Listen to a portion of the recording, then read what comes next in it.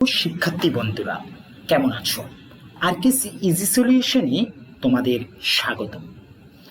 আজকে তোমাদের জন্য আলোচনা করছি সাফিক্স প্রিফিক্স গ্রামারটি নিয়ে।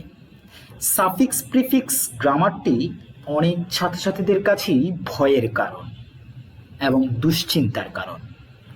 আর আজকে আমি আলোচনা করব এই পদ্ধতিতে যদি তুমি সাফিক্স প্রিফিক্স করতে পারো তাহলে তোমার কাছে সাফিক্স প্রিফিক্স ভয় না সবচেয়ে সহজ মনে হবে।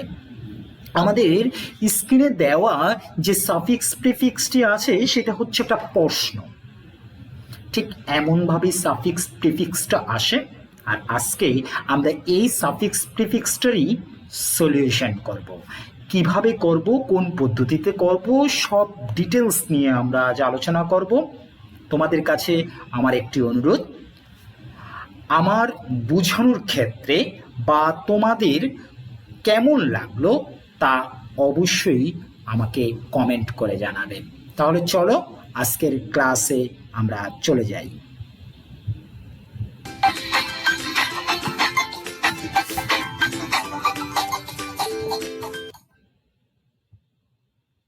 Suffix prefix. তুমি যদি সাফিক্স প্রিফিক্স করতে চাও তাহলে সর্বপ্রথম তোমাকে পার্টস অফ স্পিচ সম্পর্কে ভালো জ্ঞান থাকতে হবে। তাহলে আমি তোমাকে অ্যাডভাইস করব সর্বপ্রথম পার্টস অফ স্পিচ সম্পর্কে ধারণা নাও, তারপর তুমি সাফিক্স প্রিফিক্স করো। তাহলে তুমি খুব দ্রুত সাফিক্স প্রিফিক্স করতে পারবে, কারণ এই সাফিক্স প্রিফিক্সটি নির্ভর করছে পার্টস অফ স্পিচের উপর। আমরা এই সাফিক্স প্রিফিক্সটি কমপ্লিট করব প্রতিটা সূত্রের মাধ্যমে। তাহলে তোমরা যদি প্রথমে দেখো, প্রথমেই সেন্টেন্সটা আমরা a number, b number, c number এমনভাবে প্রতিটা আনসার করে আমরা বোঝানোর চেষ্টা করব। অ্যাজ হিউম্যান বিংস, মানব জাতি হিসাবে, উই শুড, আমাদের উচিত, গেইন সাম মোরাল কোয়ালিটিস, আমাদের কিছু নৈতিক গুণাবলী থাকা উচিত। মানব জাতি হিসাবে আমাদের কিছু নৈতিক গুণাবলী থাকা উচিত। ইনফ্যাক্ট, প্রকৃতপক্ষে, তারপর একটা ড্যাশ আছে, ড্যাশের ব্যাকওয়ার্ডে লেখা আছে মোরাল। তার মানে আমাকে সাফিক্স করি, প্রিফিক্স করি অথবা বোথ করি, মানে উভয়ই করি, আমাকে এই মোরালটা দিয়েই কাজ করতে হবে। Is one of the dash virtuous. আমরা প্রথম এই নাম্বারটা সলিউশন করি। এখানে যে এই নাম্বারটা আছে সেই এই নাম্বারটা কিন্তু একটা সাবজেক্টের জায়গা। তাহলে আমরা একটা সূত্র শিখি।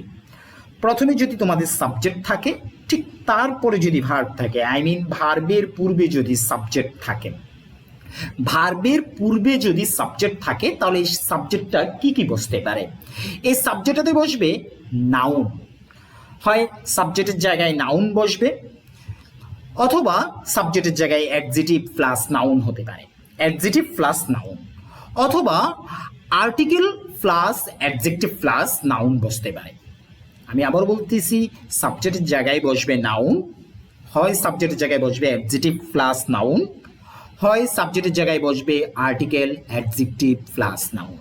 তাহলে এখন প্রশ্ন রইল, কখন কোনটা বসাবো? যদি সাবজেক্টের জায়গায় থাকে একটা ওয়ার্ড তাহলে অবশ্যই হবে নাউন। যদি থাকে দুইটা ওয়ার্ড তাহলে হবে একটা অ্যাডজেক্টিভ, প্রথমটা অ্যাডজেক্টিভ, পরেরটা নাউন। যদি থাকে তিনটা ওয়ার্ড তাহলে প্রথমটা হবে আর্টিকেল, তৃতীয়টা হবে অ্যাডজেক্টিভ, তারপর তৃতীয় নাম্বারটা হবে নাউন।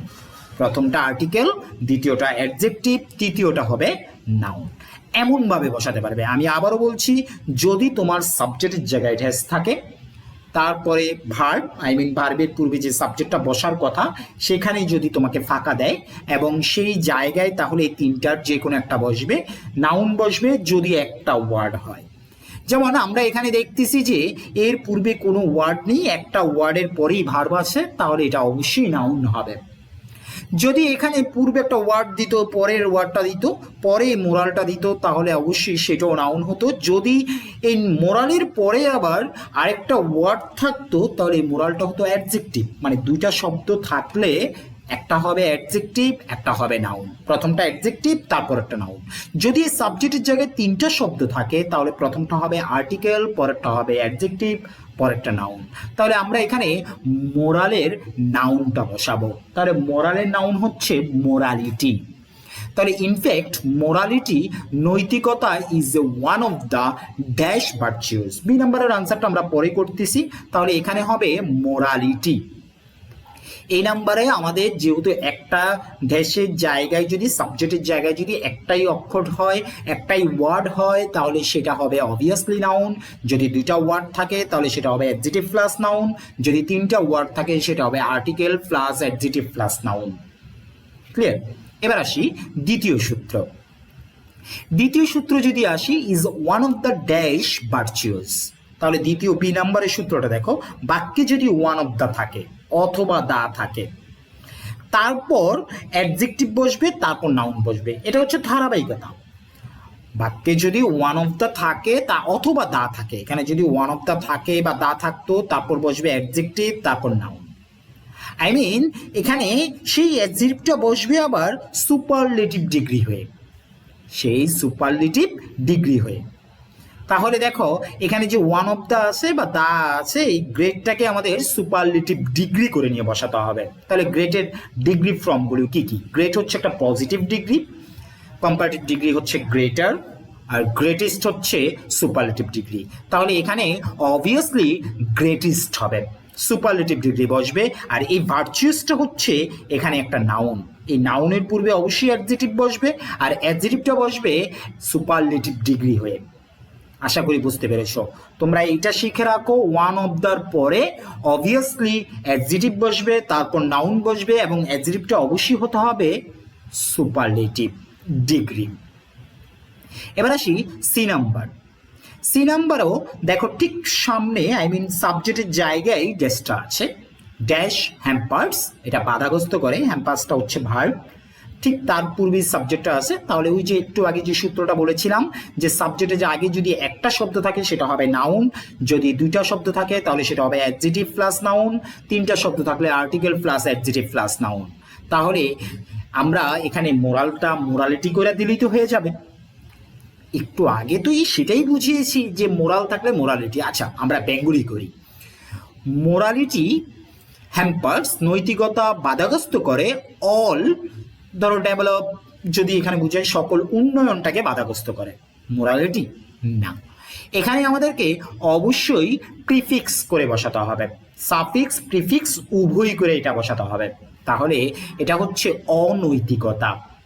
তাহলে মোরালটা হয়ে যাবে, মোরালিটিটা হয়ে যাবে ইমোরালিটি, ইমোরালিটি যা অনৈতিকতা, ইমোরালিটি। আমাদের এখানে আনসারটা হবে ইমোরালিটি। আবারও বুঝাচ্ছি, অর্থের সাথে আমাদের বসাতে হবে।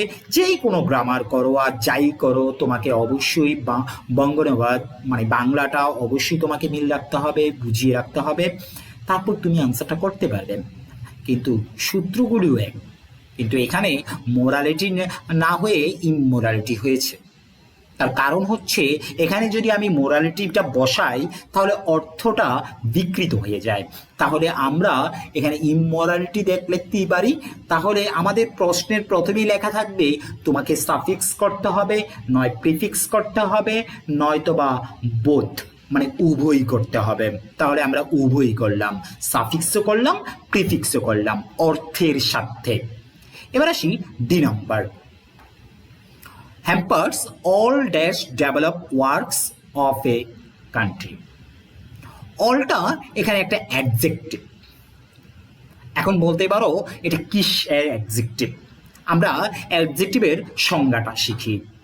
যে সকল শব্দ দ্বারা কোনো নাউন বা প্রনাউনের দোষ, গুণ, সংখ্যা, পরিমাণ, অবস্থা ইত্যাদি প্রকাশ করা হয় তাকে অ্যাডজেক্টিভ বা নাম বিশেষণ বলে।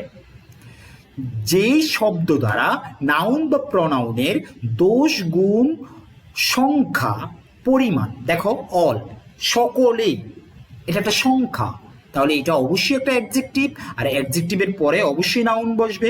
তাহলে আমরা ডেভেলপের করতে হবে ডেভেলপমেন্ট, ডেভেলপের আনসার হবে ডেভেলপমেন্ট। তাহলে আমাদের আনসারটা হয়ে যাবে। তাহলে আমাদের সূত্রটা এটাই ফলো করলাম যে অ্যাডজেক্টিভ প্লাস নাউন, অল একটা অ্যাডজেক্টিভ আর ডেভেলপমেন্ট হচ্ছে নাউন। তাহলে আমরা সেই হিসাবেই আনসারটা কমপ্লিট করলাম, আর অ্যাডজেক্টিভ কাকে বলে তাও শিখে নিলাম। এবার আসি পরবর্তী সেন্টেন্সটা। সো তাই মোরালিটি নৈতিকতা শুড বি হওয়া উচিত ড্যাশ সিন্স। তাহলে এই ই নাম্বারের ড্যাশে কি বসবে?